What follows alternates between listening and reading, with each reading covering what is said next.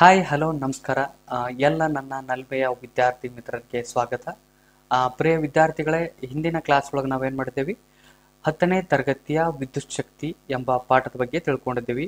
ಅದರ ಈಗಿನ ಮುಂದುವರೆದ ಭಾಗವನ್ನು ತಿಳ್ಕೋತ ಹೋಗೋಣಂತ. ಅದಕ್ಕಿಂತ ಮುಂಚೆ ಹಿಂದಿನ ತರಗತಿ ಒಳಗೆ ಏನೇನು ತಿಳ್ಕೊಂಡಿದ್ದೀವಿ ಅಂತ ಹೇಳಿ ಒಂಚೂರು ರಿಮೈಂಡ್ ಮಾಡೋದಾದ್ರ, ವಿದ್ಯುತ್ ಮಂಡಲ, ವಿದ್ಯುತ್ ಪ್ರವಾಹ, ವಿಭವಾಂತರ, ಓಮ್ಸ್ನ ನಿಯಮ, ಚಿಹ್ನೆಗಳನ್ನು ತಿಳ್ಕೊಂಡಿದ್ದೀವಿ ಮತ್ತು ರೋಧಕ, ರೋಧಶೀಲತೆಯ ಅವಲಂಬಿಸಿರುವ ಅಂಶಗಳು ಬಗ್ಗೆ ತಿಳ್ಕೊಂಡಿದ್ದೀವಿ. ಹೌದಾ? ಈಗ ಅದರ ಮುಂದುವರೆದ ಭಾಗ ರೋಧಕಗಳ ವ್ಯವಸ್ಥೆಯ ರೋಧ ಅಂತ ಹೇಗೆ ಕರಿತೀವಿ. ರೋಧಕಗಳ ವ್ಯವಸ್ಥೆಯ ರೋಧದೊಳಗ ಎರಡು ವಿಧಗಳಿವೆ. ಎಷ್ಟು? ಎರಡು ವಿಧಗಳು. ಅದರೊಳಗ ಮೊದಲೇ ವಿಧ ಯಾವ್ದಪ್ಪ ಅಂತಂದ್ರ ಸರಣಿ ಕ್ರಮದಲ್ಲಿನ ರೋಧಕಗಳು, ರೆಜಿಸ್ಟರ್ಸ್ ಇನ್ ಸೀರೀಸ್ ಅಂತ ಹೇಗೆ ಕರಿತೀವಿ. ಏನು? ಸರಣಿ ಕ್ರಮದಲ್ಲಿ ಜೋಡಿಸಿರುವ ರೋಧಕಗಳು ಅಂತ ಹೇಗೆ ಕರಿತೀವಿ. ಅದನ್ನ ಯಾವ ರೀತಿ ಜೋಡಿಸಿರುತ್ತೇವೆ ಅಂತ ಹೇಗೆ ಇಲ್ಲೊಂದು ಸರ್ಕ್ಯೂಟ್ ಡಯಾಗ್ರಾಮ್ ಇದೆ.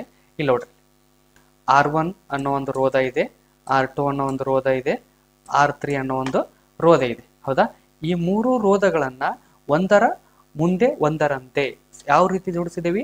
ಸರಣಿ ಕ್ರಮದೊಳಗೆ ಜೋಡಿಸಿದೀವಿ. ಹೌದಾ? ಅದಕ್ಕಾಗಿ ಈ ರೀತಿ ಇರುವಂತ ಸರ್ಕ್ಯೂಟ್ ಅನ್ನ, ಈ ರೀತಿ ಇರುವಂತ ರೋಧಕಗಳ ವ್ಯವಸ್ಥೆಯನ್ನ ನಾವೇನಂತ ಕರಿತೀವಿ? ಸರಣಿ ಕ್ರಮದಲ್ಲಿನ ರೋಧಕಗಳು ಅಂತ ಹೇಗೆ ಕರಿತೀವಿ. ಈ ಸರ್ಕ್ಯೂಟ್ ಡಯಾಗ್ರಾಮ್ ಬಹಳ ಇಂಪಾರ್ಟೆಂಟ್, ನೋಡ್ಕೊರಿ. ಅದೇ ತರ ನೆಕ್ಸ್ಟ್ ಒನ್ ನೋಡೋದಾದ್ರ ಸಮಾಂತರವಾಗಿ ಇರುವ ರೋಧಕಗಳು. ಏನು? ಸಮಾಂತರವಾಗಿರುವ ರೋಧಕಗಳು ಅಂತ ಹೇಗೆ ಕರಿತೀವಿ. ರೆಜಿಸ್ಟರ್ಸ್ ಇನ್ ಪ್ಯಾರಲಲ್ ಅಂತ ಹೇಗೆ ಕರಿತೀವಿ. ಹೌದಾ? ಅಲ್ಲಿ ಸರಣಿ ಕ್ರಮದೊಳಗೆ ಏನ್ ಮಾಡಿದ್ದೇವೆ? ಒಂದರ ಮುಂದೆ ಒಂದರಂತೆ ಜೋಡಿಸಿದ್ದೇವೆ. ಇಲ್ಲಿ R1 ಅನ್ನೋ ರೋಧಕ ಮತ್ತು R2 ಅನ್ನೋ ರೋಧ ಮತ್ತು R3 ಅನ್ನೋ ಒಂದು ರೋಧಗಳನ್ನ ಒಂದರ ಮೇಲೆ ಒಂದರಂತೆ ಯಾವ ರೀತಿ ಸಮಾನಾಂತರವಾಗಿ ಏನ್ ಮಾಡಿದ್ದೇವೆ? ಜೋಡಿಸಿದ್ದೇವೆ. ಹೌದಾ? ಈ ರೀತಿ ಇರುವಂತ ವ್ಯವಸ್ಥೆಯನ್ನ ನಾವೇನಂತ ಕರಿತೀವಿ? ಸಮಾಂತರವಾಗಿರುವ ರೋಧಕಗಳ ವ್ಯವಸ್ಥೆ ಅಂತ ಹೇಗೆ ಕರಿತೀವಿ. ಏನು? ಸಮಾಂತರವಾಗಿರುವ ರೋಧಕಗಳ ವ್ಯವಸ್ಥೆ ಅಂತ ಹೇಗೆ ಕರಿತೀವಿ. ಈಗ ಏನ್ ಮಾಡೋಣ ಅಂದ್ರ ಒಂದೊಂದೇ ಆಗಿ ತಿಳ್ಕೊತ ಹೋಗೋಣಂತ. ಅದಕ್ಕಿಂತ ಮುಂಚೆ ಒಂದು ಹಿಂಟ್, ಪ್ರಿಯ ವಿದ್ಯಾರ್ಥಿಗಳೇ. ಸಮಾಂತರ ಮತ್ತು ಸರಣಿ ವ್ಯವಸ್ಥೆ ಜೋಡಿಸಿರುವ ರೋಧಕಗಳ ಚಿತ್ರಗಳನ್ನ ಆಲ್ಮೋಸ್ಟ್ 2 ಮಾರ್ಕ್ಸ್ಗಳಲ್ಲಿ ಕೇಳುವಂತ ಚಾನ್ಸಸ್ ಜಾಸ್ತಿ ಇದೆ. ಎರಡುಗಳನ್ನ ಆದಷ್ಟು ಇವುಗಳನ್ನ ಕೀಪ್ ಪ್ರಾಕ್ಟೀಸ್ ಮಾಡ್ಕೆ ಏನ್ ಮಾಡ್ರಿ, ನೀವು ಇನ್ನಷ್ಟು ಪರ್ಫೆಕ್ಟ್ ಆಗಿ ಇರ್ರಿ ಅಂತ ಹೇಗೆ ಹೇಳ್ತೀನಿ. ಈಗ ನೆಕ್ಸ್ಟ್ ಒನ್ನ ಏನ್ ಮಾಡೋಣಪ್ಪ ಅಂತಂದ್ರ ಸರಣಿ ಕ್ರಮದಲ್ಲಿ ಜೋಡಿಸಿದ ರೋಧಕಗಳು, ಸೀರೀಸ್ ಕನೆಕ್ಟೆಡ್ ಇನ್ ರೆಜಿಸ್ಟರ್ಸ್ ಅಂತ ಹೇಗೆ ಕರಿತೇನೆ. ಹೌದಾ? ಅಂದ್ರ ಸರಣಿ ಕ್ರಮದಲ್ಲಿ ಜೋಡಿಸಿದ ರೋಧಕಗಳು. ಪ್ರಿಯ ವಿದ್ಯಾರ್ಥಿಗಳೇ, ಇಲ್ಲಿ ಇನ್ನೊಂದು ಇಂಪಾರ್ಟೆಂಟ್ ಏನಪ್ಪಾ ಅಂತಂದ್ರ ಈ ಸರಣಿ ಮತ್ತು ಸಮಾಂತರವಾಗಿ ಜೋಡಿಸಿರುವ ರೋಧಕಗಳ ವ್ಯವಸ್ಥೆಯ ಮೇಲೆ, ಇವು ಡೆರಿವೇಶನ್ ಆಗಿರ್ಬೋದು, ಇವುಗಳ ಮೇಲೆ ಬರುವಂತ ಪ್ರಾಬ್ಲಮ್ಸ್ಗಳ ಮೇಲೆ ಆಗಿರ್ಬೋದು, ಪ್ರತಿ ಪತ್ರಿಕೆಯಲ್ಲಿ ಒಂದಾದ್ರೂ ಪ್ರಶ್ನೆ ಇದ್ದೇ ಇರುತ್ತೆ. ಇಟ್ಸ್ 3 ಮಾರ್ಕ್ಸಿನ ಕ್ವಶನ್ಸ್ ಒಳಗೆ. ಆದ ಕಾರಣ ನೀವು ಇವುಗಳ ಮೇಲೆ ಅತಿ ಹೆಚ್ಚು ಇಂಪಾರ್ಟೆನ್ಸ್ ಕೊಡ್ಬೇಕಂತ ಹೇಗೆ ಹೇಳ್ತಿದ್ದೀನಿ. ಇಲ್ಲಿ ನಾವೇನ್ ಮಾಡೇವಿ? ಸರಣಿ ಕ್ರಮದೊಳಗ ಜೋಡಿಸಿರುವಂತ ಒಂದು ರೋಧಕ ವ್ಯವಸ್ಥೆ ಐತಿ. ಇವುಗಳಲ್ಲಿ ಎಷ್ಟು ರೋಧಗಳನ್ನು ತಗೊಂಡೇವಿ? R1 ಅನ್ನೋ ಒಂದು ರೋಧ, R2 ಅನ್ನೋ ಒಂದು ರೋಧ ಮತ್ತು R3 ಅನ್ನುವ 3 ರೋಧಕಗಳನ್ನ ಏನ್ ಮಾಡೇವಿ? ತಗೊಂಡ್ಕೆ ನಾವೇನ್ ಮಾಡೇವಿ? ಅದನ್ನ ಒಂದು ಸೆಲ್ಗೆ ಅಥವಾ ಒಂದಕ್ಕಿಂತ ಹೆಚ್ಚಿರುವಂತ ಒಂದು ಸೆಲ್ಗೆ ನಾವೇನ್ ಮಾಡಿ ಕನೆಕ್ಷನ್ ಮಾಡಿ. ಹೌದಾ? ಈಗ ಒಂದು ಸ್ಟೇಟ್ಮೆಂಟ್ ಇದೆ, ಅಲ್ಲಿ ನೋಡ್ರಿ.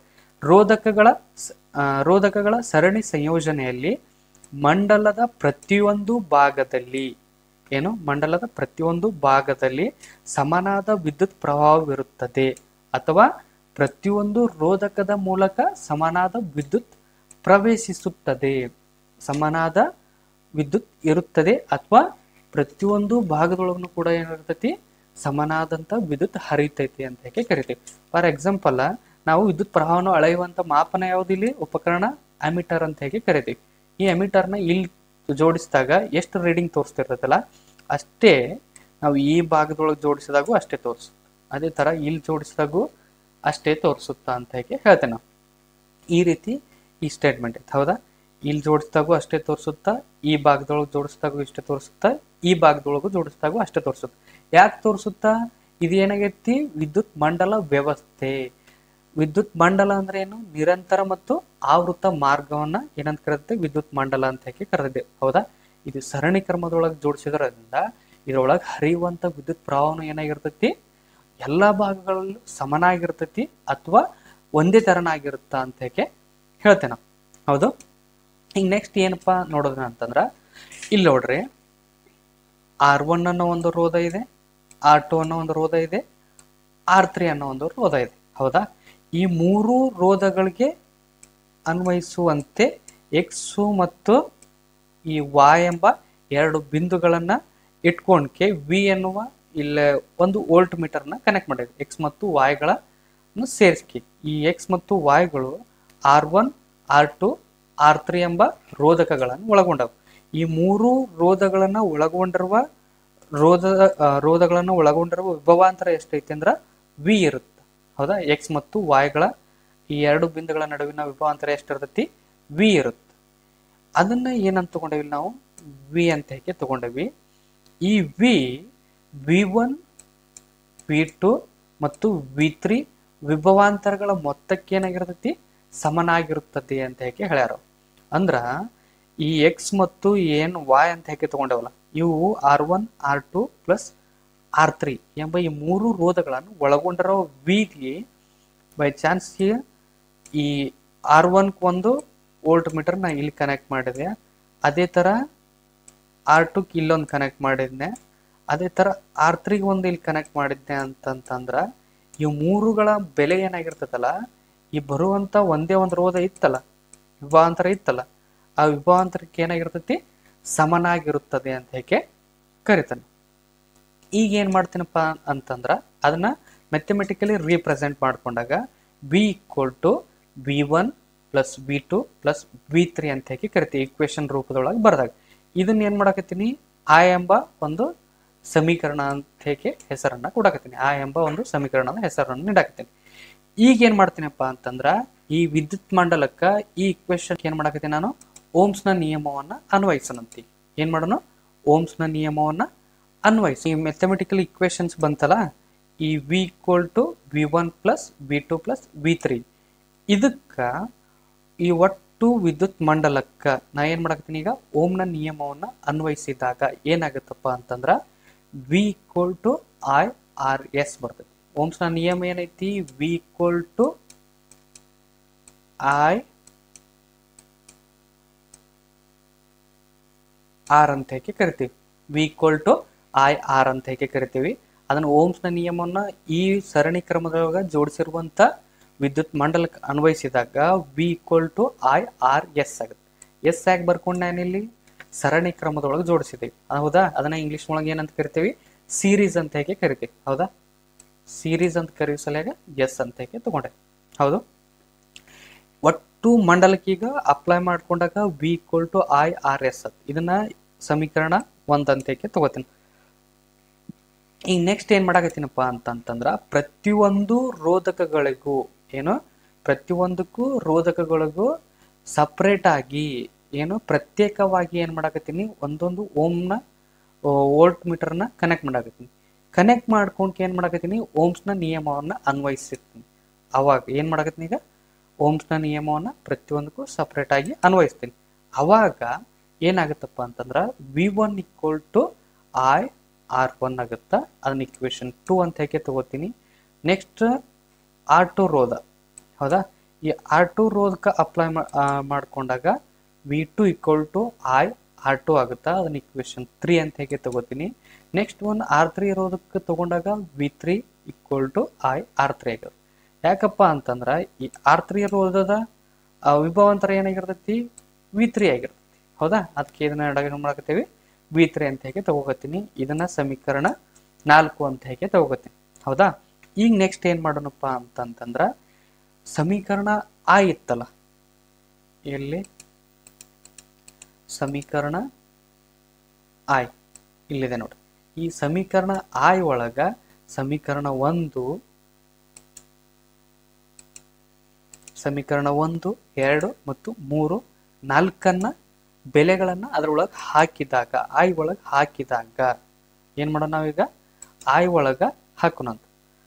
ಐ ಒಳಗೆ ಹಾಕಿದಾಗ I R S equal to I R1 plus I R2 plus I R3 ಆಗುತ್ತೆ. ಹೌದಾ. ವಿ ಬೆಲೆ ಏನಿತ್ತಲ್ಲಿ? ಐ ಆರ್ ಎಸ್ ಇತ್ತು. ಹೌದಾ. ಇಲ್ಲಿ ಏನು ಹಾಕೊಂಡೇನು ಐ ಆರ್ ಎಸ್ ಹಾಕೊಂಡೇನಿ. ಅದೇ ಥರ V1 ಬೆಲೆ ಏನಿತ್ತಲ್ಲಿ, V1 ಅಂದ್ರೆ ಏನೈತಿ ಇಲ್ಲಿ ಐ ಆರ್ ಒನ್. ಅದೇ ಥರ V2 ಅಂದ್ರೆ ಐ ಆರ್ ಟು. ಅದೇ V3 ಅಂದ್ರೆ ಐ ಆರ್ ತ್ರೀ. ಹೌದಾ? ಇಲ್ಲಿ ನೋಡ್ರಿ ರೈಟ್ ಸೈಡ್ ಎಲ್ಲ ಕಡೆ ಐ ಕಾಮನ್ ಐತಿ, R1 ಒಳಗೂ ಕಾಮನ್ ಐತಿ, R2 ಒಳಗೂ ಕಾಮನ್ ಐತಿ, R3 ಒಳಗೂ ಕಾಮನ್ ಐತಿ. ಈ ಐ ಅನ್ನ ಸಪ್ರೇಟ್ ಮಾಡ್ಕೊಂಡ್ಬಿಟ್ಟು ಕಾಮನ್ ತಕೊಂಡ್ ಅವಾಗ ಇಲ್ಲೊಂದು ಐ ಬರುತ್ತೆ, ಇಲ್ಲೊಂದು ಐ ಬರುತ್ತೆ.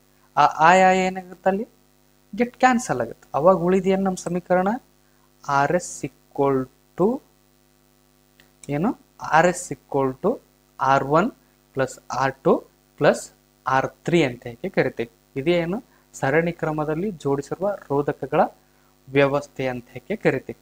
ಹೌದಾ? ಅಂದ್ರ ಸಿಂಪಲ್ ಇಷ್ಟೇ ಪ್ರಿಯ ವಿದ್ಯಾರ್ಥಿಗಳ ಸ್ಟೇಟ್ಮೆಂಟ್ ಏನಪ್ಪಾ ಅಂತಂತಂದ್ರ ನೋಡ್ರಿ ಇಲ್ಲಿ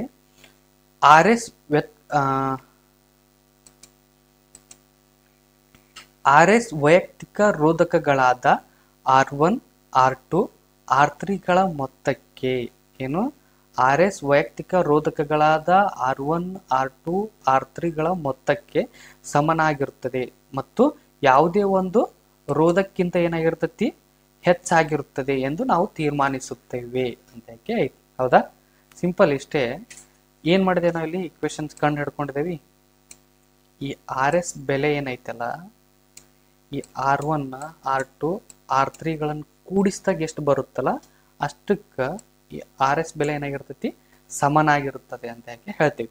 ಅದೇ ತರ ಈ R1 R2 R3 ಯಾವುದೇ ಬೆಲೆ ಆಗಿರ್ಲಿಕ್ಕ ಇವು ಎಲ್ಲ ಬೆಲೆಗಳಿಗಿಂತ ಈ RS ಬೆಲೆ ಏನಾಗಿರ್ತೈತಿ ದೊಡ್ಡದಾಗಿರುತ್ತ ಅಂತ ಹೇಳ್ತೇವೆ. ಇದೇನು ಸರಣಿ ಕ್ರಮದಲ್ಲಿ ಜೋಡಿಸಿರುವ ರೋಧಕಗಳ ವ್ಯವಸ್ಥೆ ಅಂತ ಕರಿತೀವಿ. ಈಗ ನೆಕ್ಸ್ಟ್ ಒನ್ನ ಏನ್ ನೋಡೋಣಪ್ಪ ಅಂತಂದ್ರ ಸಮಾಂತರವಾಗಿ ಜೋಡಿಸಿರುವ ರೋಧಕಗಳ ವ್ಯವಸ್ಥೆ ಬಗ್ಗೆ ತಿಳ್ಕೊನಂತ. ರೆಜಿಸ್ಟರ್ಸ್ ಕನೆಕ್ಟೆಡ್ ಇನ್ ಪ್ಯಾರಲಲ್ ಅಂತ ಕರಿತೀವಿ. ಈ ಡೆರಿವೇಶನ್ಸ್ ಕೂಡ ನಮ್ಗೆ ಏನಾಗುತ್ತಾ 3 ಮಾರ್ಕ್ಸ್ಗೆ ಬರುವಂತ ಚಾನ್ಸಸ್ ಇರುತ್ತಾ. ಆದಷ್ಟು ಪ್ರಾಕ್ಟೀಸ್ ಮಾಡ್ರಿ. ನೋಡ್ರಿ ಇಲ್ಲಿ ಈ ಸರ್ಕ್ಯೂಟ್ ಡಯಾಗ್ರಾಮ್ ಗಮನಿಸ್ರಿ.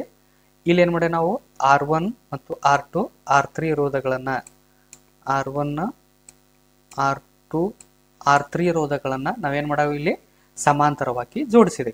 ಹೌದಾ? ಈ ಸರ್ಕ್ಯೂಟ್ ಡಯಾಗ್ರಾಮ್ನ ಒಂದ್ಸರಿ ನೋಡ್ಕೋರಿ. ಆ ನಂತರ ಸ್ಟೇಟ್ಮೆಂಟ್ ಬರಲಿ. ಒಟ್ಟು ವಿದ್ಯುತ್ ಪ್ರವಾಹವು ಆಯು ಸಂಯೋಜನೆಯ ಪ್ರತಿಯೊಂದು ವಿಭಾಗದ ಮೂಲಕ ಪ್ರತ್ಯೇಕವಾಗಿ ಪ್ರವೇಶಿಸುವ ವಿದ್ಯುತ್ ಪ್ರವಾಹಗಳ ಮೊತ್ತಕ್ಕೆ ಏನಾಗಿರ್ತೈತಿ ಸಮನಾಗಿರುತ್ತದೆ ಅಂತ ಹೇಳಕತ್ತ. ಹೌದಾ? ನೋಡ್ರಿ, ಒಟ್ಟು ವಿದ್ಯುತ್ ಪ್ರವಾಹವು ಆಯ್ ಸಂಯೋಜನೆಯ ಪ್ರತಿಯೊಂದು ವಿಭಾಗದ ಮೂಲಕ ಪ್ರತ್ಯೇಕವಾಗಿ ಪ್ರವೇಶಿಸುವ ವಿದ್ಯುತ್ ಪ್ರವಾಹದ ಮೊತ್ತಕ್ಕೆ ಏನಾಗಿರ್ತೈತಿ ಸಮನಾಗಿರುತ್ತದೆ. ಅಂದ್ರ ಇಲ್ಲಿ ಈ ಭಾಗದೊಳಗ ಇಲ್ಲಿ ಬರೋದನ್ನ ಏನಾಗಿರ್ತೈತಿ ಆಯ್ ಆಗೈತಿ. ಹೌದಾ? ಇದ್ರ ಮೂಲಕ ಬರುವಂತ ವಿದ್ಯುತ್ ಪ್ರವಾಹ ಇಲ್ಲಿಗೆ ಬಂದಕ್ಕೆ ಏನಾಗುತ್ತ ಸಪ್ರೇಟ್ ಆಗುತ್ತೆ.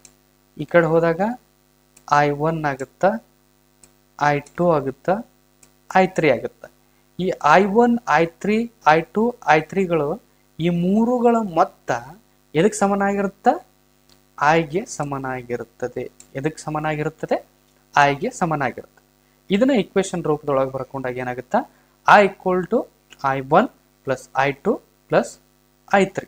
ಇಲ್ಲಿ V ಕಾನ್ಸ್ಟೆಂಟ್ ಇರುತ್ತೆ. ಯಾಕಪ್ಪ ಅಂತಂದ್ರ ನೋಡ್ರಿ ಇಲ್ಲಿ R1 R2 R3 ಈ R1 ಎ ಬಿಂದುವಿನಿಂದನ ಹೋಗುತ್ತಾ, ಅದೇ ಬಂದು ಬಿ ಬಿಂದುವಿಗೆ ಎಂಡ್ ಆಗುತ್ತೆ. ಅದೇ ತರ R2 ಕೂಡ ಎ ಇಂದ ಬಿಗೆ ಇದೆ, R3 ಕೂಡ ಎ ಇಂದ ಬಿಗೆ ಇದೆ. ಹೌದಾ? ಇವೆಲ್ಲವುಗಳ ಎರಡು ಬಿಂದುಗಳ ನಡುವಿನ ವಿಭವಾಂತರ ಏನಾಗೈತಿ ಇಲ್ಲಿ ಸೇಮ್ ಐತಿ. ಅದಕ್ಕೆ ವಿ ಇಲ್ಲಿ ಏನಾಗೈತಿ ಇಲ್ಲಿ ಕಾನ್ಸ್ಟಂಟ್, ವಿಭವಾಂತರ ಏನಾಗಿರ್ತೈತಿ ಇಲ್ಲಿ ಕಾನ್ಸ್ಟಂಟ್ ಐತಿ. ಹಾಗಾದ್ರ ಸರಣಿ ಕ್ರಮದೊಳಗ ಯಾವ್ದು ಕಾನ್ಸ್ಟಂಟ್ ಆಗಿರುತ್ತಾ, ವಿ ಕಾನ್ಸ್ಟಂಟ್ ಆಗಿರುತ್ತೋ ಐ ಕಾನ್ಸ್ಟಂಟ್ ಆಗಿರುತ್ತೋ ಅದನ್ನ ಕಮೆಂಟ್ ಮಾಡ್ರಿ. ಸಮಾಂತರದೊಳಗೆ ಏನ್ ಕಾನ್ಸ್ಟಂಟ್ ಆಗೈತಿ ಇಲ್ಲಿ ವಿ ಕಾನ್ಸ್ಟಂಟ್ ಆಗೈತಿ. ಅದನ್ನ ಸಮೀಕರಣದ ರೂಪದೊಳಗೆ ಬರೆದಾಗ I equal to I1 plus I2 plus I3 ಅಂತ ಹೇಗೆ ಕರಿತೇವೆ. ಇದನ್ನ ಇಕ್ವೇಶನ್ ಹ್ಯಾಶ್ ಅಂತ ಹೇಗೆ ಬರ್ಕೊಂಡು ಸಮೀಕರಣ. ಹೌದಾ?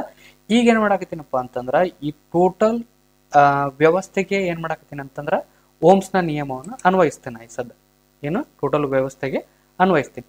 ಅವಾಗ ಏನಾಗುತ್ತಪ್ಪ ಅಂದ್ರ ಓಮ್ಸ್ನ ನಿಯಮ ನಿಮ್ಗೆ ಗೊತ್ತೈತಿ. V equal to I R ಅಂತ ಹೇಗೆ ಕರಿತೀವಿ. ಐ ಬೇಕಾಗಿತ್ತಂದ್ರ ವಿ ಬೈ ಐ ಆಗುತ್ತೆ, ವಿ ಬೈ ಆರ್ ಆಗುತ್ತೆ. ಹೌದಾ, ವಿ ಬೈ ಆರ್ ಬರ್ಕೊಂಡು I equal to V by R P ಅಂತ ಹೇಗೆ ಬರ್ಕೋತೇನೆ.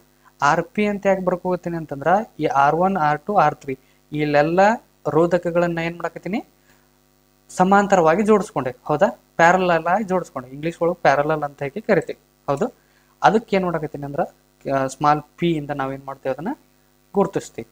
I equal to V by R P ಅಂತ ಹೇಗೆ ಕರಿತೀವಿ. ಇದೇನು ಒಟ್ಟು ಮಂಡಲಕ್ಕೆ ಅನ್ವಯಿಸಿದಾಗ ಓಮ್ಸ್ನ ನಿಯಮ. ಈಗ ಏನ್ ಮಾಡೋಣ, R1 R2 R3ಗಳಿಗೆ ಏನ್ ಮಾಡೋಣ, ಈಗ ಸಪ್ರೇಟ್ ಆಗಿ ಪ್ರತ್ಯೇಕವಾಗಿ ಓಮ್ಸ್ನ ನಿಯಮವನ್ನು ಅಪ್ಲೈ ಮಾಡೋಣ ಅಂತ. ಈಗ ಅವಾಗ ಏನಾಗುತ್ತ ಅಂತ ಹೇಗೆ ನೋಡೋದಾದ್ರ I1 ಈಕ್ವಲ್ ಟು ಏನು, I1 ಈಕ್ವಲ್ ಟು ವಿ, ಎಲ್ಲ ಕಡೆ ಸೇಮೇ ಇದೆ, ಕಾನ್ಸ್ಟೆಂಟ್ ಆಗಿರುತ್ತೆ ಅಂತ ಹೇಗೆ ಹೇಳಿದ್ನಿ, ವಿ ಬೈ ಆರ್ ಪಿ ಆಗುತ್ತೆ. ಹೌದಾ, ಸಾರಿ, ವಿ ಬೈ ಆರ್ ಪಿ ಅಲ್ಲ, ವಿ ಬೈ R1 ಆಗುತ್ತೆ.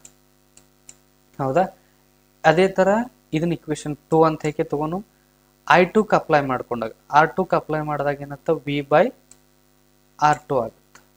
ಅದೇ ತರ ಥರ್ಡ್ ಒನ್ ಮಾಡಿದಾಗ I3 equal to V by R3 ಆಗುತ್ತೆ. ಇದನ್ನ ಇಕ್ವೇಶನ್ ಏನ್ ಮಾಡಕತ್ತೀನಿ ನಾನು, 4 ಅಂತ ಹೇಗೆ ತಗೋತೀನಿ. ಏನು, ಇಕ್ವೇಶನ್ 4 ಅಂತ ಹೇಗೆ ತಗೋಣ. ಈಗ ಏನ್ ಮಾಡೋಣಪ್ಪ ಅಂತಂದ್ರ ಇಕ್ವೇಶನ್ ಹ್ಯಾಶ್ ಒಳಗ ಇಕ್ವೇಶನ್ 1 2 3 4ರ ಬೆಲೆಯನ್ನ ಹಾಕೋಣಂತ. ಅವಾಗ ಏನಾಗುತ್ತ ಅಂತ ಹೇಗೆ ನೋಡಿದಾಗ V by R P equal to V by R1 plus V by R2 plus V by R3. ಯಾಕಂದ್ರ ಐ ಬೆಲೆ ಏನಿತ್ತು, ವಿ ಬೈ ಆರ್ ಪಿ ಇತ್ತು. ಹೌದಾ, ಅದೇ ತರ I1 ಬೆಲೆ ಏನೈತಿ, ವಿ ಬೈ R1 ಐತಿ. ಅದೇ ತರ I2 ಬೆಲೆ ವಿ ಬೈ R2 ಐತಿ. ಅದೇ ತರ I3 ಬೆಲೆ ವಿ ಬೈ ಆರ್ ಪಿ ಐತಿ. ಅಷ್ಟೇ ಹಾಕೊಂಡಿನಿ. ನೋಡ್ರಿ, ಈ ರೈಟ್ ಸೈಡ್ ನ 3 ಕಡೆ ಏನಾಗೈತಿ, ವಿ ಕಾಮನ್ ಐತಿ. ವಿ ಈ ಕಡೆ ಕಾಮನ್ ತಕೊಂಡಂತ. ಕಾಮನ್ ತಕೊಂಡಾಗ ಏನಾಗುತ್ತಾ, ರೈಟ್ ಸೈಡ್ನು ವಿ ಐತಿ, ಲೆಫ್ಟ್ ಸೈಡ್ನು ವಿ ಐತಿ. ಅವೆರಡು ಏನಾಗುತ್ತೆ, ಗೆಟ್ ಕ್ಯಾನ್ಸಲ್ ಆಗುತ್ತೆ. ಉಳಿದಿದ್ದೇನು, 1 by R P equal to 1 by R1 plus 1 by R2 plus 1 by R3 ಅಂತ ಹೇಗೆ ಕರಿತೀವಿ. ಹೌದಾ, ಇಷ್ಟೇ ಇದು ಡೆರಿವೇಶನ್. ಏನೈತಿ ಸ್ಟೇಟ್ಮೆಂಟ್ ಅಂದ್ರ ಸಿಂಪಲ್ ಇಷ್ಟೇ. ಸಮಾಂತರವಾಗಿ ಜೋಡಿಸಲಾದ ರೋಧಕಗಳ ಸಮೂಹದ ಸಮಾನ ರೋಧದ ವ್ಯತ್ಕ್ರಮವು ಪ್ರತಿಯೊಂದು ರೋಧಕಗಳ ರೋಧದ ವ್ಯತ್ಕ್ರಮಗಳ ಮೊತ್ತಕ್ಕೆ ಏನಾಗಿರ್ತೈತಿ, ಸಮನಾಗಿರುತ್ತದೆ ಅಂತ ಹೇಗೆ ಕರಿತೇವೆ ನಾವು. ಇಷ್ಟೇ ನೋಡ್ರಿ, ಇಲ್ಲಿ 1 ಬೈ ಆರ್ ಪಿ ಬೆಲೆ 1 by R1 plus 1 by R2 1 by R3ಗಳ ಒಟ್ಟು ಮೊತ್ತಕ್ಕೆ ಏನಾಗಿರ್ತೈತಿ, ಇಲ್ಲಿ ಸಮನಾಗಿರುತ್ತದೆ ಅನ್ನೋದೇ ತಿಳಿಸುವುದೇ ಏನಂತಂದ್ರ ಸಮಾಂತರವಾಗಿ ಜೋಡಿಸಿರೋ ರೋಧಕಗಳ ವ್ಯವಸ್ಥೆ ಅಂತ ಹೇಗೆ ಕರಿತೀವಿ. ಈ ಎರಡು ಸರಣಿ ಮತ್ತು ಸಮಾಂತರ ರೋಧಕಗಳ ಮೇಲೆ ಬರುವಂತ ಡೆರಿವೇಶನ್ ಮತ್ತು ಪ್ರಾಬ್ಲಮ್ಸ್ಗಳ ಮೇಲೆ ಪಿಕ್ಸ್ 1 ಕ್ವಶನ್ಸ್ ನಿಮ್ಮ ಪರೀಕ್ಷೆಗಳಲ್ಲಿ ಕಂಪಲ್ಸರಿ ಬಂದೇ ಬರುತ್ತೆ. ಇವುಗಳನ್ನ ಜಾಸ್ತಿ ಒಂಚೂರು ಇಂಪಾರ್ಟೆನ್ಸ್ ಕೊಟ್ಟಕ್ಕೆ ನೋಡ್ಕೊರಿ. ನೆಕ್ಸ್ಟ್ ಒಂದು ಟಾಪಿಕ್ ಏನಪ್ಪಾ ಅಂತ ಹೇಗೆ ನೋಡೋದಾದ್ರ ವಿದ್ಯುತ್ ಪ್ರವಾಹದ ಉಷ್ಣ ಪರಿಣಾಮ. ಏನು, ವಿದ್ಯುತ್ ಪ್ರವಾಹದ ಉಷ್ಣ ಪರಿಣಾಮ. ಹಿಂಗಂದ್ರೆ ಏನಪ್ಪಾ ಅಂತಂದ್ರ ರೋಧಕಗಳನ್ನ ಶುಷ್ಕ ಕೋಶಗಳೊಂದಿಗೆ ಸಂಪರ್ಕಿಸಿದಾಗ ಮಾತ್ರ ಆಕಾರದಿಂದ ಶಕ್ತಿಯು ನಿರಂತರವಾಗಿ ಉಷ್ಣದ ರೂಪದಲ್ಲಿ ಸಂಪೂರ್ಣವಾಗಿ ವ್ಯಯವಾಗುತ್ತದೆ. ಈ ವಿದ್ಯಮಾನವನ್ನ ಏನಂತ ಕರಿತೇವೆ ನಾವು, ವಿದ್ಯುತ್ ಪ್ರವಾಹದ ಉಷ್ಣ ಉತ್ಪಾದನಾ ಪರಿಣಾಮ ಅಂತ ಹೇಗೆ ಕರಿತೀವಿ.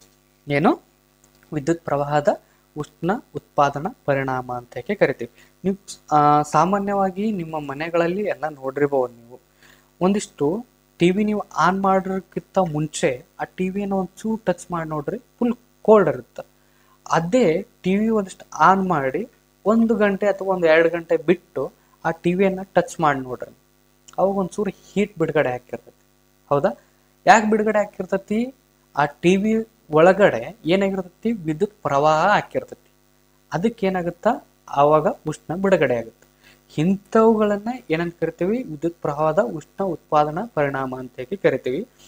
ಅದು ಬಿಡುಗಡೆ ಆಗೋದ್ರಿಂದ ಟಿವಿ ಹಾಳಾಗುವಂತ ಚಾನ್ಸಸ್ ಜಾಸ್ತಿ ಆಗಿರ್ತೈತಿ, ಜಾಸ್ತಿ ಹೀಟ್ ಆಗ. ಬಟ್ ಈ ಹೀಟ್ ಆಗೋದನ್ನೇ ಬಳಸ್ಕೊಂಡ್ಕೆ ನಾವೇನ್ ಮಾಡ್ತೇವೆ ಅಂತಂದ್ರೆ ಒಂದಿಷ್ಟು ನಿಯಮಗಳನ್ನ, ಒಂದಿಷ್ಟು ಫಾರ್ ಎಕ್ಸಾಂಪಲ್ ಇಸ್ತ್ರಿ ಆಗಿರ್ಬೋದು, ವಿದ್ಯುತ್ ಒಲೆಗಳಾಗಿರ್ಬೋದು, ವಿದ್ಯುತ್ತನ್ನು ಹಾಯಿಸೋದ್ರ ಮುಖಾಂತರ ಉಷ್ಣವನ್ನು ಉತ್ಪಾದನೆ ಮಾಡಿಕೆ ನಮಗೆ ಬೇಕಾದಂತೆ ರೀತಿಯನ್ನ ಉಪಯೋಗಿಸ್ಕೋತೀವಿ. ಹೌದಲ್ವಾ, ಅವುಗಳನ್ನು ಯಾವ ರೀತಿ, ಫಾರ್ ಎಕ್ಸಾಂಪಲ್ ಈ ಇಸ್ತ್ರಿ ಆಗಿರ್ಬೋದು, ಈ ವಿದ್ಯುತ್ ಒಲೆಗಳನ್ನ ಯಾವ ರೀತಿ ತಯಾರು ಮಾಡ್ತಾರಂತಂದ್ರೆ ಇದಕ್ಕೊಂದು ನಿಯಮ ಐತಿ. ಆ ನಿಯಮವನ್ನ ನಾವು ಏನಂತ ಕರಿತೇವಪ್ಪ ಅಂತಂದ್ರ ಜೌಲ್ನ ಉಷ್ಣೋತ್ಪಾದನಾ ನಿಯಮ ಅಂತ ಹೇಳಿ ಕರಿತೇವೆ. Joule's law of heat productions ಅಂತ ಹೇಳಿ ಕರಿತೇವೆ.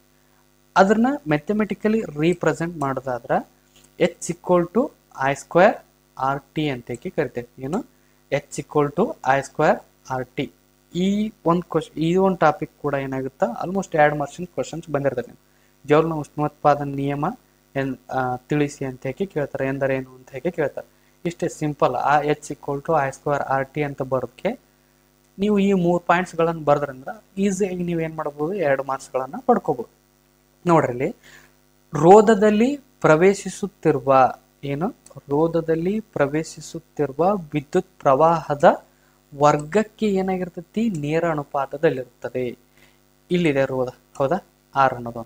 ಈ ರೋಧದಲ್ಲಿ ಪ್ರವೇಶಿಸುವಂತ ವಿದ್ಯುತ್ ಪ್ರವಾಹ ಈ ರೋಧಕ್ಕೆ ಏನಾಗಿರ್ತದಂದ್ರ ಈ ರೋಧದಲ್ಲಿ ಪ್ರವೇಶಿಸಿರುವಂತ ವಿದ್ಯುತ್ ಪ್ರವಾಹ ವರ್ಗಕ್ಕೆ ನೇರ ಅನುಪಾತದೊಳಗಿರುತ್ತ ಅಂತ ಹೇಳಿ ಹೇಳ್ತಾರೆ. First statement.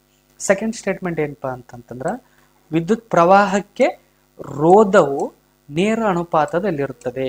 ಈ ರೋಧದ ಮೂಲಕ ಹರಿಯುವಂತ ವಿದ್ಯುತ್ ಪ್ರವಾಹಕ್ಕೆ ಈ ರೋಧ ಏನಾಗಿರ್ತೈತಿ, ನೇರ ಅನುಪಾತದಲ್ಲಿರುತ್ತದೆ.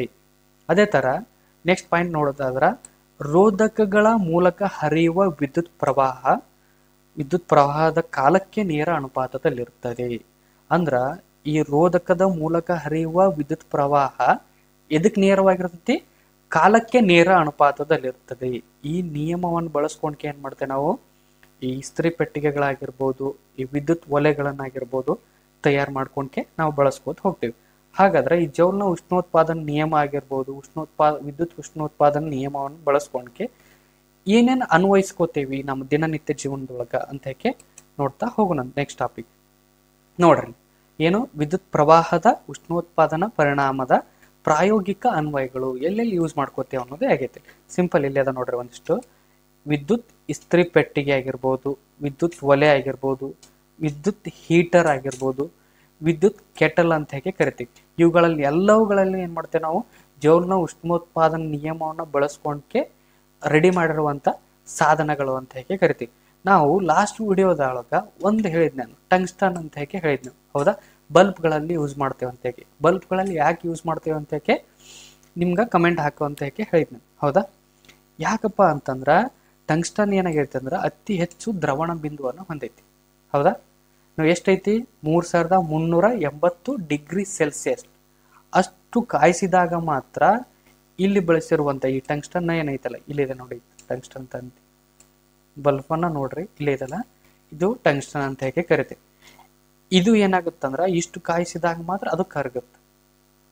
ಅದಕ್ಕಾಗಿ ಈ ಟಂಗ್ಸ್ಟನ್ ಏನ್ ಮಾಡ್ತೇವೆ ಅಂದ್ರ ಬಲ್ಬ್ಗಳಲ್ಲಿ ಬಳಸ್ತೇವೆ. ಮತ್ತೆ ಇನ್ನೊಂದು ಇದು ಏನಾಗಿರ್ತೈತಿ, ಅತಿ ಹೆಚ್ಚು ಬೆಳಕನ್ನ ಕೊಡ್ತೈತಿ. ಅಂದ್ರೆ ಬೆಳಕು ಮೀನ್ಸ್ ಹೆಚ್ಚು ಉಷ್ಣವನ್ನು ಬಿಡುಗಡೆ ಮಾಡುತ್ತದೆ. ಅದಕ್ಕೆ ಏನ್ ಮಾಡ್ಕೋತೇವಿ, ಈ ಟಂಗ್ಸ್ಟನ್ನ ಬಲ್ಬ್ಗಳಲ್ಲಿ ಬಳಸ್ತೇವೆ. ನೆಕ್ಸ್ಟ್ ಪಾಯಿಂಟ್ ನೋಡ್ರಿ, ತಂತಿಯ ದೀರ್ಘಕಾಲ ಬಾಳಿಕೆಗಾಗಿ ಬಲ್ಬ್ನ ಒಳಗಡೆ ಏನ್ ಮಾಡ್ತೇವೆ ನಾವು, ನೈಟ್ರೋಜನ್ ಮತ್ತು ಆರ್ಗನ್ ಅಂತ ಕಡಿಮೆ ಕ್ರಿಯಾಶೀಲವಾದಂತ ಅನಿಲಗಳನ್ನ ಬಳಸ್ತೀವಿ. ಅಂದ್ರ ಬಲ್ಬ್ಗಳು ಸಡನ್ ಆಗಿ ಒಂದಿಷ್ಟು ಒಡಿಬಾರ್ದು ಅಂತ ಹೇಳಿ ಅದ್ರೊಳಗಿರುವಂತ ವಾಹಕ ಹಾಳಾಗ್ಲಾರ್ದಂಗ ಜಾಸ್ತಿ ದಿನ ಬಾಳಿಕೆ ಬರಲಿ ಅನ್ನೋ ಸಲುವಾಗಿ ನಾವೇನ್ ಮಾಡ್ತೀವಿ, ಬಲ್ಬ್ಗಳಲ್ಲಿ ನೈಟ್ರೋಜನ್ ಮತ್ತು ಆರ್ಗನ್ ಅಂತ ಗ್ಯಾಸ್ಗಳನ್ನ ನಾವೇನ್ ಮಾಡ್ತೇವೆ ಅಂತ ಅನಿಲಗಳನ್ನ ಏನ್ ಮಾಡ್ತೇವೆ ನಾವು ತುಂಬ್ತೇವೆ. ಇದೇ ತರನಾಗಿ ಇನ್ನೂ ಹಲವಾರು ರೀತಿ ಈ ವಿದ್ಯುತ್ ಉಷ್ಣೋತ್ಪಾದನಾ ನಿಯಮವನ್ನು ಬಳಸ್ಕೋತೀವಿ. ಇವುಗಳ ಪಾಯಿಂಟ್ಸ್ ಗಳನ್ನ ಬಿಟ್ಟು ನಿಮಗೇನಾರ ಗೊತ್ತಿತ್ತಂದ್ರ ಕಮೆಂಟ್ ಸೆಕ್ಷನ್ ಒಳಗೆ ಏನ್ ಮಾಡ್ರಿ, ನೀವು ಕಮೆಂಟ್ ಮಾಡ್ರಿ, ಹೌದಾ. ಈಗ ನೆಕ್ಸ್ಟ್ ಈ ಚಾಪ್ಟರ್ ಲಾಸ್ಟ್ ಟಾಪಿಕ್ ಕಿಂತ ಮುಂಚೆ ಇನ್ನೊಂದು ಟಾಪಿಕ್ ನೋಡೋಣ ಅಂತ. ಯಾವ್ದಪ್ಪ ಅಂತಂದ್ರೆ ಫ್ಯೂಸ್ ಅಂತ ಹೇಗೆ ಕರಿತೀವಿ. ಸಾಮಾನ್ಯವಾಗಿ ಪ್ರತಿಯೊಬ್ಬರು ಮನೆಗಳಲ್ಲಿ ಈ ಮೇನ್ ಬೋರ್ಡ್ ಇರುತ್ತಲ್ಲ, ನಿಮ್ಮ ಮನೆಗೆ ಏನ್ ಬಂದಿರುತ್ತಲ್ಲ ವಿದ್ಯುತ್, ಅದ್ರ ಮೇನ್ ಸ್ವಿಚ್ ಬೋರ್ಡ್ ಇರುತ್ತಲ್ಲ, ಆ ಬೋರ್ಡ್ಗಳಲ್ಲಿ ಈ ಫ್ಯೂಸ್ ಅನ್ನ ಯೂಸ್ ಮಾಡ್ಕೊಂಡಿರ್ತೀವಿ. ಆಲ್ಮೋಸ್ಟ್ ರೈತರ ಮಕ್ಕಳಾಗಿದ್ರು ಕೂಡ ನಾವೇನ್ ಮಾಡ್ತೀವಿ, ನಮ್ಮ ಹೊಲಗಳಲ್ಲಿ ಈ ಮೋಟ್ರುಗಳನ್ನ ಅಲ್ಲಿ ಡಬ್ಬಿಗಳಲ್ಲಿ ಏನ್ ಮಾಡಿರ್ತೀವಿ, ಇಂಥ ಫ್ಯೂಸ್ಗಳನ್ನ ನೋಡಿರ್ತೀವಿ, ಹೌದಾ. ಇವುಗಳನ್ನ ಯಾಕೆ ಯೂಸ್ ಮಾಡ್ತೀವಿ ಅಂತ ನೋಡೋದಾದ್ರ, ಹೆಚ್ಚಿನ ವಿದ್ಯುತ್ ಪ್ರವಾಹವು ಮಂಡಲದಲ್ಲಿ ಉಪಕರಣಗಳ ಮೂಲಕ ಪ್ರವೇಶಿಸದ ಹಾಗೆ ಮಾಡಿ ಅವುಗಳನ್ನ ರಕ್ಷಿಸುತ್ತದೆ ಅಂತ ಕರಿತೀವಿ. ಅಂದ್ರ ಒಂದೊಂದ್ಸಲ ಏನಾಗಿರ್ತೈತಿ ವಿದ್ಯುತ್ ಎಷ್ಟು ಪ್ರವೇಶ ಮಾಡ್ಬೇಕಿರ್ತೈತಲ್ಲ ಅದಕ್ಕಿಂತ ಜಾಸ್ತಿ ಬಂದಾಗ ಏನಾಗಿರ್ತೈತಿ ನಮ್ಮಲ್ಲಿರುವಂತ ಉಪಕರಣಗಳು ಹಾಳಾಗುವಂತ ಚಾನ್ಸಸ್ ಇರ್ತಾವ. ಆ ಹಾಳಾಗುವುದನ್ನ ತಡೆಯುವ ಸಲುವಾಗ ನಾವೇನ್ ಮಾಡ್ತೀವಿ, ಈ ಫ್ಯೂಸ್ಗಳನ್ನ ಯೂಸ್ ಮಾಡ್ಕೋತೀವಿ. ಇಲ್ಲಿದೆ ನೋಡ್ರಿ ಫ್ಯೂಸ್. ಈ ಫ್ಯೂಸ್ಗಳ ನಡಬರ್ಕ ಒಂದು ಇಲ್ಲಿ ತಂತಿಯನ್ನ ಹಾಕಿರ್ತೀವಿ, ಹೌದಾ, ಒಂದು ವಾಹಕವನ್ನು ಹಾಕಿರ್ತೀವಿ. ಈ ವಾಹಕ ಏನ್ ಮಾಡುತ್ತಪ್ಪ ಅಂತಂದ್ರ ಎಷ್ಟು ಬರ್ಬೇಕಿರ್ತದಲ್ಲ ಅದಕ್ಕಿಂತ ಜಾಸ್ತಿ ಏನಾರ ವಿದ್ಯುತ್ ಪ್ರವಾಹ ಹಾಕಿತ್ತಂದ್ರ ಇದು ಬ್ರೇಕ್ ಆಗುತ್ತೆ. ಅವಾಗ ಏನಾಗುತ್ತೆ, ಕನೆಕ್ಷನ್ ತಪ್ಪು ಹೋಗುತ್ತೆ. ಅವಾಗ ನಮ್ಮ ಮನೆಗಳಲ್ಲಿ ಅಥವಾ ನಮ್ಮ ವಿದ್ಯುತ್ ಮಂಡಲದ ಉಪಕರಣಗಳೇನಾಗುತ್ತಾ ನಾಶ ಆಗದೆ ಇರೋ ತರ ನೋಡ್ಕೋತೈತಿ.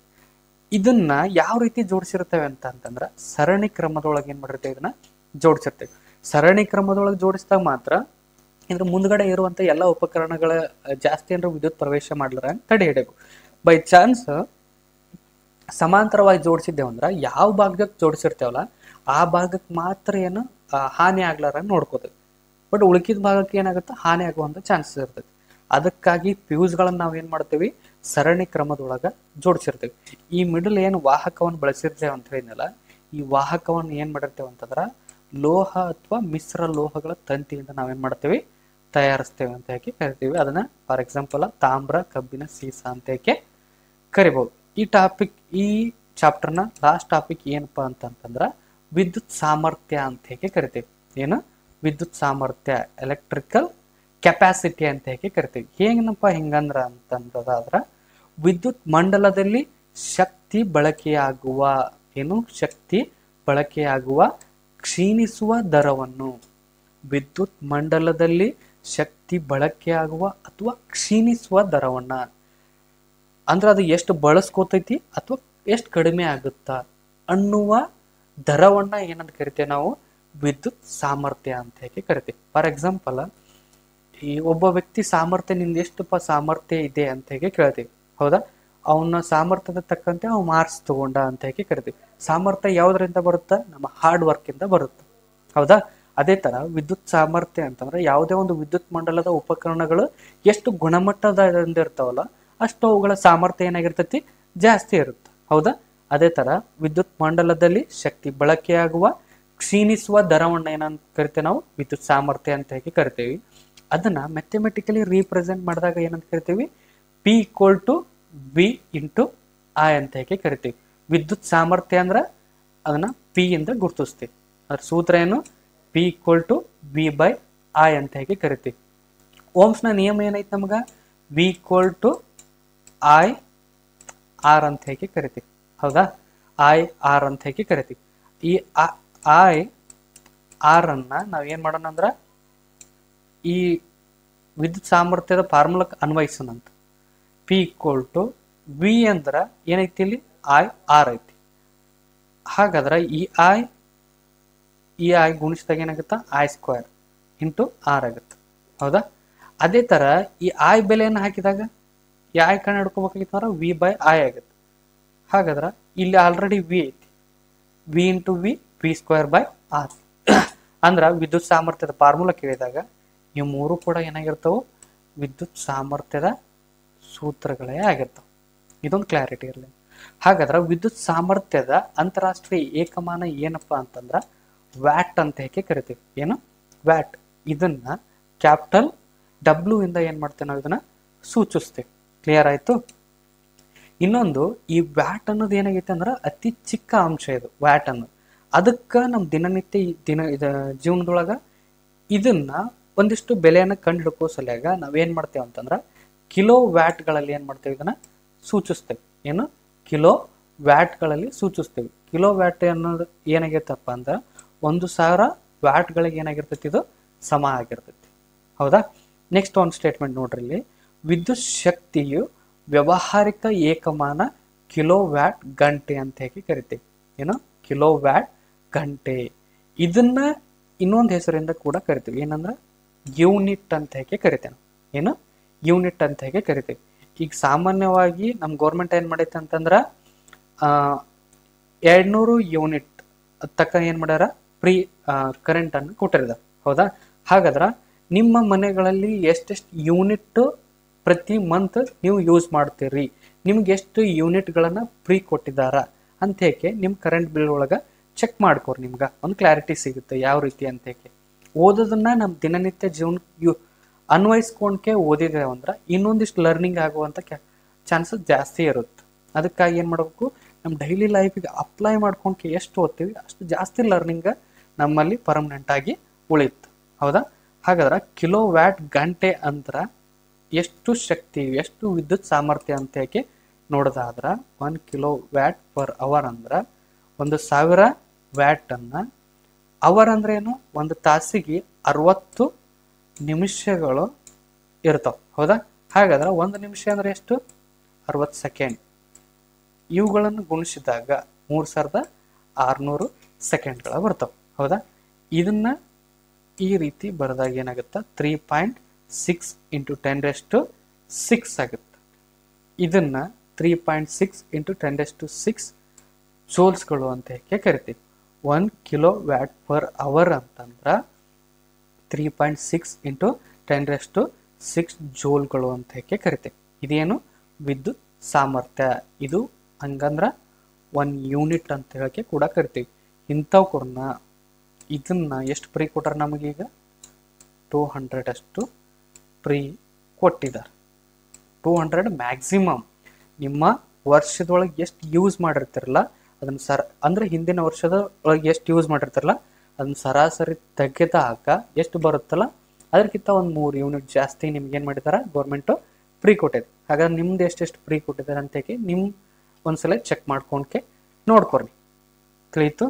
ಇದ್ರ ಮೇಲೂ ಈ P = V ಆಯ್ತಲ್ಲ, ಈ ಪ್ರಾಬ್ಲಮ್ಸ್ ಮೇಲೆ ಕೂಡ ನಿಮ್ಗೆ ಏನಾಗುತ್ತಾ, ಪ್ರಶ್ನೆಗಳು ಬರ್ತಾವೆ. ಪ್ರಿಯ ವಿದ್ಯಾರ್ಥಿಗಳೇ, ನಿಮ್ಗೆ ಈ 10th ಚಾಪ್ಟರ್ ಒಳಗೆ ಫಿಸಿಕ್ಸ್ ಒಳಗೆ ಇದು ಮೋಸ್ಟ್ ಇಂಪಾರ್ಟೆಂಟ್ ಚಾಪ್ಟರ್, ಅತಿ ಈಸಿಯೆಸ್ಟ್ ಚಾಪ್ಟರ್. ಚಿಕ್ಕ ಚಿಕ್ಕ ಪದಗಳಲ್ಲಿ ಏನು ಮಾಡ್ಬೋದು ಅಂದ್ರೆ ಒಂದಿಷ್ಟು ಡೆಫಿನಿಷನ್ಸ್ಗಳನ್ನು ನೆನಪಿಟ್ಕೋಬೋದು. ಅತಿ ಹೆಚ್ಚಿನ ಮಾರ್ಕ್ಸ್ಗಳು ಈ ಚಾಪ್ಟರ್ ಒಳಗೆ ಬರುವಂಥ ಚಾನ್ಸಸ್ ಜಾಸ್ತಿ ಇದೆ ಅಲ್ಲ, ಪ್ರತಿ ವರ್ಷ ಬಂದೇ ಬರುತ್ತೆ. ಅದಕ್ಕಾಗಿ ಈ 2 ವಿಡಿಯೋಗಳನ್ನು ನೀವೇನು ಮಾಡ್ರಿ, ಪೂರ್ತಿಯಾಗಿ ನೋಡ್ಕೋರಿ. ಅದೇ ಥರ ಇದರಲ್ಲಿರುವಂಥ ನೋಟ್ಸ್ಗಳನ್ನು ನೀವು ನೋಟ್ ಮಾಡ್ಕೋರಿ. ಈ ಎಕ್ಸಾಮ್ ಟೈಮ್ನಾಗ ಒಂದ್ಸಲ ರಿಕಾಲ್ ಮಾಡ್ಕೋರಿ. ಇನ್ನೂ ಹೆಚ್ಚಿನ ವಿಡಿಯೋಗಳಿಗಾಗಿ ಏನು ಮಾಡ್ರಿ, ನಮ್ಮ ಯೂಟ್ಯೂಬ್ ಚಾನಲ್ನ ಸಬ್ಸ್ಕ್ರೈಬ್ ಮಾಡಿರಿ. Thank you.